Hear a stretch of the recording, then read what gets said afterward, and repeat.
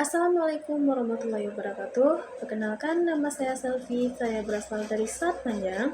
Saya kuliah di Universitas Islam Riau, Prodi Pendidikan Bahasa dan Sastra Indonesia. Baiklah, di sini saya akan menceritakan tentang cerita sedih saya, yaitu tentang motor atau Honda saya yang hilang. Itu pada tahun 2018 akhir. Video ini menceritakan untuk melengkapi mata kuliah penyiaran. Kronologi ceritanya itu yaitu pada tanggal 27 Desember 2019, itu akhir tahun mau memasuki tahun 2019. Pada saat itu datanglah tadi sepupunya ayah saya. Dia ketemu sama kenalan dari ayah saya, jadi dia bertanya, di mana nih rumah Pak Tarmizi, kata dia gitu kan. Dia bilang, itu sepupu saya, katanya. Jadi kebetulan yang kenalan ayah saya tadi ya dekat sama keluarga saya gitu kan. Terus rumahnya tuh di Jalan Dora, di Jalan Dora, di dekat rumah sakit RSUD gitu. Terus dia minta antarlah ke rumah kami gitu kan. Terus diantarlah sama kenalan ayah saya tadi. Terus kebetulan kami di rumah, kami tiga beranak kan, ada di rumah kan. Terus datanglah, assalamualaikum gitu kan. Terus datang dia, waalaikumsalam, siapa gitu kan. Kebetulan kami memang nggak kenal gitu, soalnya dia udah lama merantau dari kampung gitu kan. Dia udah lama jadi nggak kenal gitu. Terus tapi ayah saya tuh kenal dengan dia, cuma saya sama mak saya nggak kenal sama dia gitu. Terus setelah itu kenalan ayah saya tadi sama ayah saya ngomong gini, saya ketemu tadi gitu. Dia bertanya alamat rumah Tarmizi, katanya. Dia bilang sepupunya gitu. Terus ya udah diantarlah ke rumah gitu kan. Ya kita nggak tahu kalau dia itu ternyata baru keluar dari penjara. Terus setelah itu tanggal 27, 28, 29 itu dia di rumah 3 hari. Pokoknya makannya semuanya kami yang nanggungin gitu. Dia cuma datang tuh cuma kata orang selai sepinggang, itu namanya, cuma pakaian, cuma handphone genggamnya aja gitu. Terus dia datang, dari mana gitu. Dia bilang dia baru pulang dari tempat istrinya, dia bilang gitu loh. Maksudnya dia baru pulang dari, pokoknya kami tuh nggak nyangka kalau dia itu kayak gitu, kami nggak tahu kan. Terus waktu itu pas malam tanggal 28, 29 gitu, keluarga saya yang lain datang ke rumah. Terus ada abang sepupu saya, terus ada keponakan, terus ada paman, bibi, ramai datang kan, dari Palawan datang ke Selat Panjang. Terus datanglah pas itu ramai di rumah gitu kan. Terus pada tanggal 28, 29 itu kami merayakan masuknya 30 itu kan merayakan tahun baru. Terus bakar-bakar lah di depan rumah gitu kan, bakar jagung, bakar apa. Terus dia ikut gitu kan. Dia ikut, udah selesai lepas sekitar jam 11 malam. Kami jalan-jalan. Terus bawalah motornya tadi, ada 3 motor di rumah. Saya waktu itu sama abang sepupu saya, sama keponakan saya masih kecil kan, kami bertiga. Terus mama saya, ayah, sama anaknya bibi, bertiga. Terus bibi sama paman pakai motor satu lagi, jadi dia nggak ikut kan. Ayolah ikut, kami ngajak kan. Terus dia bilang enggak lah, nggak usah ikut, kata dia. Terus ya udah, dia tinggal di rumah. Jadi sebelum kami pergi itu mama udah siapkan tempat tidurnya gitu kan. Pokoknya menghormati dia gitu, kita nggak tahu kalau dia itu orang jahat gitu kan. terus gemes lah tempat tidurnya, kasih selimut apa gitu kan. Dia nonton TV di rumah. Terus udah sekitar kami jalan-jalan, pergi makan-makan lagi di Jumbo Sop Panjang. Terus makan di situ, minum sampailah jam 1 malam. Dah jam 1 malam kami pulang. Dah kami pulang itu waktu itu pas pulang ke rumah dia buka pintu. Terus mama bilang buat teh atau kopi gitu di rumah. Terus dia bilang gini, enggak lah kata dia gitu. Mana enggak berani buka-buka apa tuh buka tudung kayak gitu kan. Kalau di rumah tuh kan ada tudung saji gitu untuk tempat makanan gitu kan, nggak berani. Terus nggak berani buka toples teh atau kopi, nggak berani mungker-mungker rumah orang dia bilang gitu. Terus udah setelah itu tadi siang tahun baru itu tanggal tanggal 1 kan, tanggal 1. Terus paman sama bibi tuh bilang gitu kan, dia orang ini udah tahu kalau dia tuh orang jahat, kalau kan nggak tahu gitu kan. Dia tuh pernah mencuri di rumah keluarga yang lain gitu. Terus ya kami sangka kan pokoknya dia tuh orangnya baik gitu, maksudnya tuh ya nggak mungkin lah keluarga gitu kan di jahatin sendiri gitu.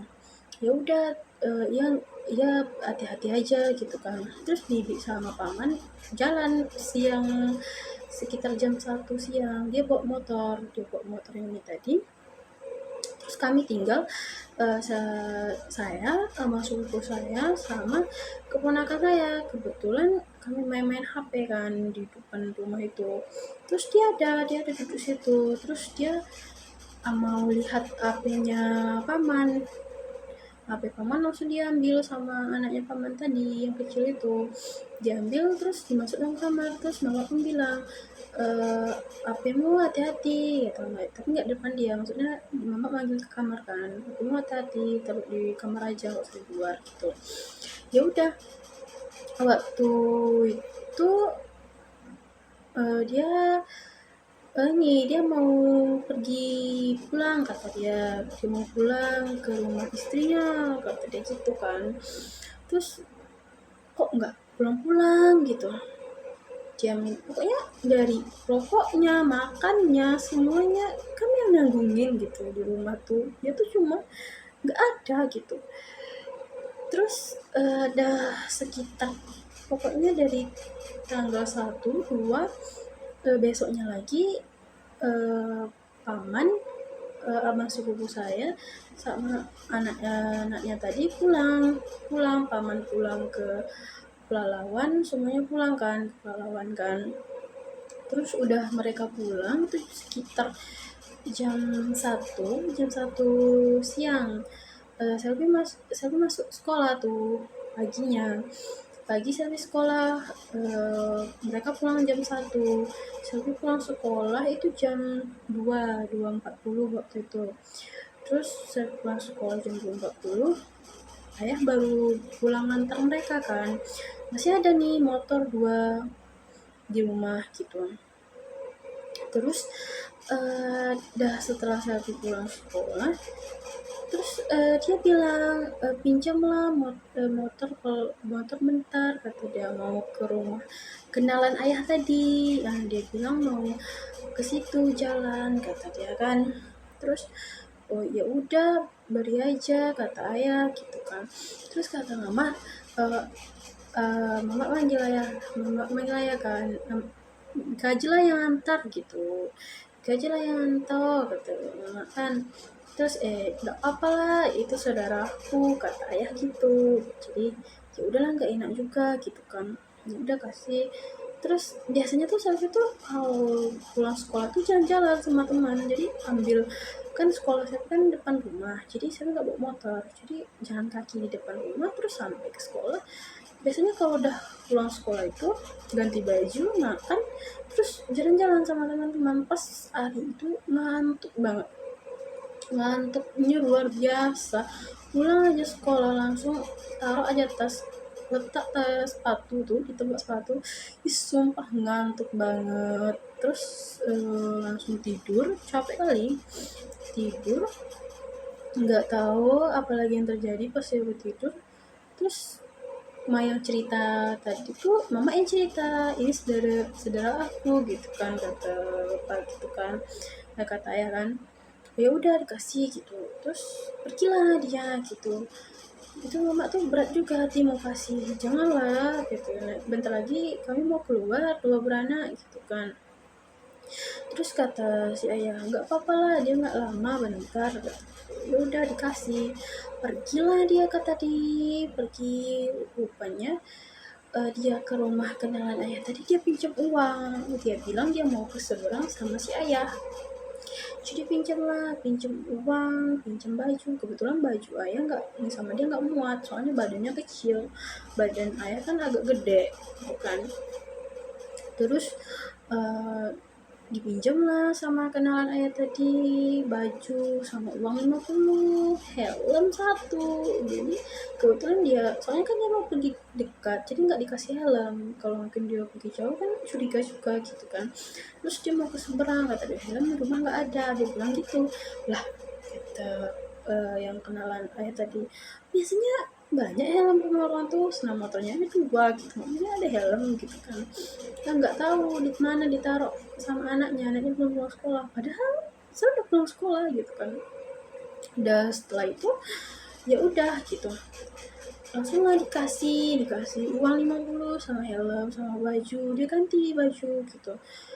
Terus udah berapa menit kemudian, sekitar 20-30 menit gitu, yang kenalan ayah ini nelpon ke rumah. Di mana, kata di rumah. Lah, di rumah barusan aja tadi si namanya tuh Zam kan, si Zam tuh pinjam helm sama pinjam uang, terus pinjam baju, kata dia kan, mau ke seberang sama mu gitu. Terus lah, nggak ada gitu loh, langsung lah datang kenalan ayah tadi ke rumah. Terus kata dia, nggak ada, nggak ada, dia nggak ngajak saya gitu kan. Nah itu langsung lah, si ayah tadi langsung ke depan gitu kan, bawa motornya kenalan ayah tadi gitu. Carilah nggak ada, sampai ke, kan di selapanya tuh banyak penyeberangannya gitu kan. Terus telepon lah penyeberangan di daerah situ gitu. Nggak ada plat motornya tuh BM 5657 BM-nya. Terus nggak ada gitu kan, sampailah jam 4 sore nggak ada kabar juga. Terus mama udah marah gitu kan, atulah gini pokoknya ya emosi gitu kan. Terus aku pun, lah kok gini jadinya gitu kan. Jadi ya Allah, sedih kali gitu. Itu motor selfie gitu kan. Terus ada sekitar jam 4 sore gitu, dia nggak ada kabar sedikit pun. Dia ditelepon, nggak diangkatnya. Terus pokoknya dia tuh masih pakai HP Nokia kemarin itu, nggak bisa dilacak lokasinya. Walaupun pakai nomor HP kemarin, kabelnya udah digantinya. Kalau pakai Android masih bisa dilacak lokasinya. Kalau pakai Android itu masih dia pakai Nokia gitu kan. Dia pakai Nokia, terus nggak bisa dilacak lokasinya sama kepolisian. Udah dilapor, kebetulan keponakan mama tuh polisi, udah dilapor langsung gitu kan. Carilah petugas kepolisian, nggak bisa gitu. Terus marah-marah sampai eh, jam 12 malam gitu. Jam 12 malam ayah nggak pulang ke rumah. Terus aku tuh nangis. Terus nelpon lah abangnya mama kan, janganlah dimarahin lagi, nyakap si ayah tadi gitu kan. Mama nih emosi, soalnya ayah tuh bilang ini keluarga aku gitu, nggak apa-apa lah gitu. Jadi ya kan emosi gitu kan, jadi nggak pulang lah, ditelepon lah sama abangnya mama gitu, nggak usah dimarah, itu mungkin cobaan gitu kan. Mungkin hilang itu mungkin dapat yang baru lagi gitu. Terus setelah itu dilacak lokasinya segala macam, nggak ketemu gitu. Mungkin dia uang 50 itu untuk minyak sama tambangnya. Soalnya kalau di penyeberangan itu nggak mahal, sekitar 30 ribuan gitu sampai gitu kan. Udah setelah itu sampai jam 1 malam, terus ayah pulang, terus saya pun udah tertidur kan, udah tertidur. Terus pokoknya dari jam 2 sore itu dia pergi itu sampai saya bangun jam 3 kan. Jam 3 tuh pokoknya dari jam 3 itu sampai jam 1 malam itu, ya Allah sedihnya hati. Terus nggak nggak sadar lagi, langsung ketiduran gitu kan, ketiduran sampai pagi. Besoknya saya sekolah gitu. Terus bangun pagi biasanya tuh dia ada di depan rumah gitu, lah kok nggak ada gitu. Sedih kali gitu kan. Terus saya pergi sekolah, pokoknya nggak fokus gitu.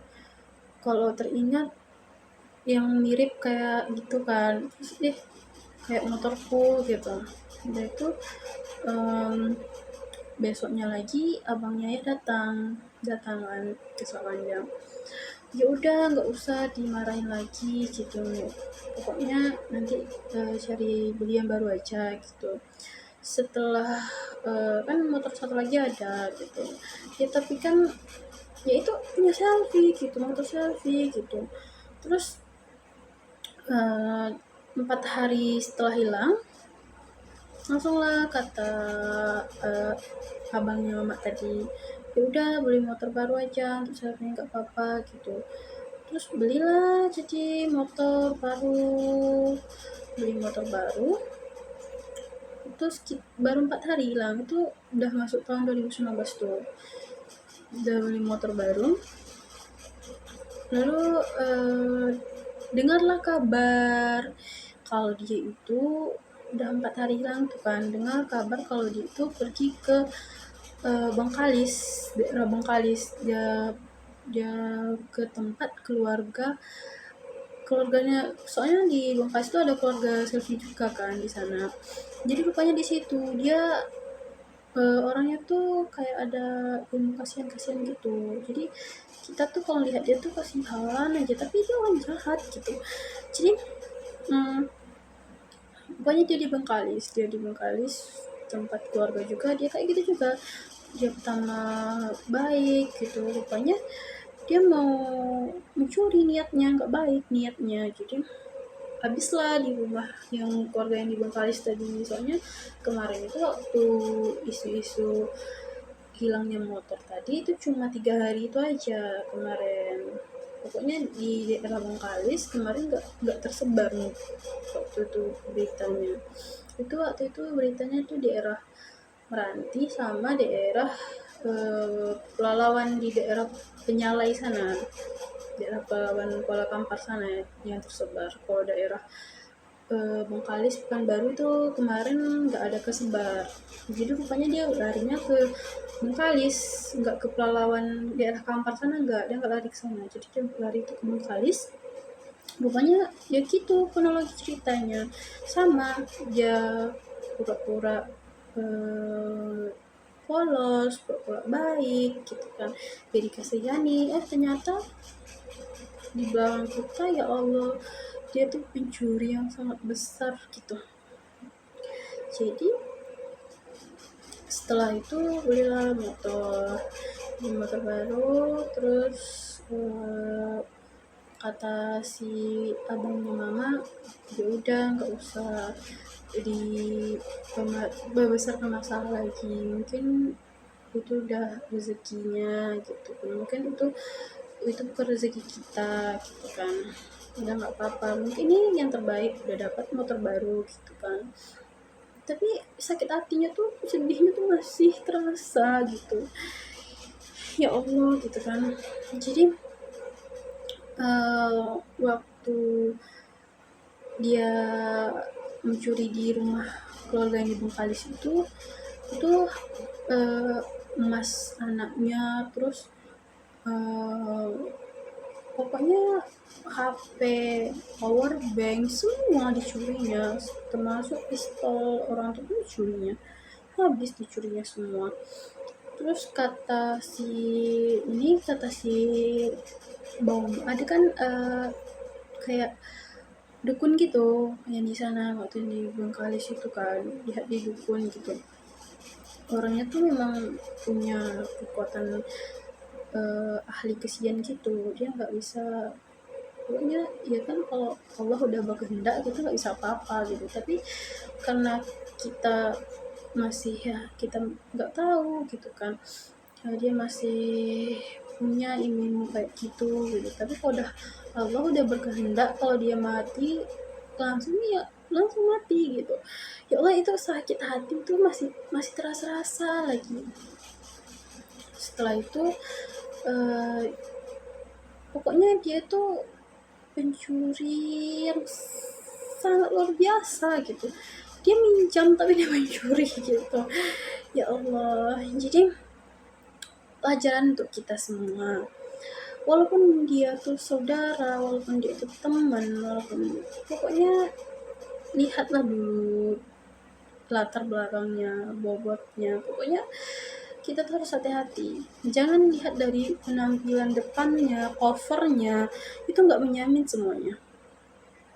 Kita lihat dari cover, dari depannya, ya kasihan gitu, polos gini, ya kita nggak tahu latar kehidupannya gitu.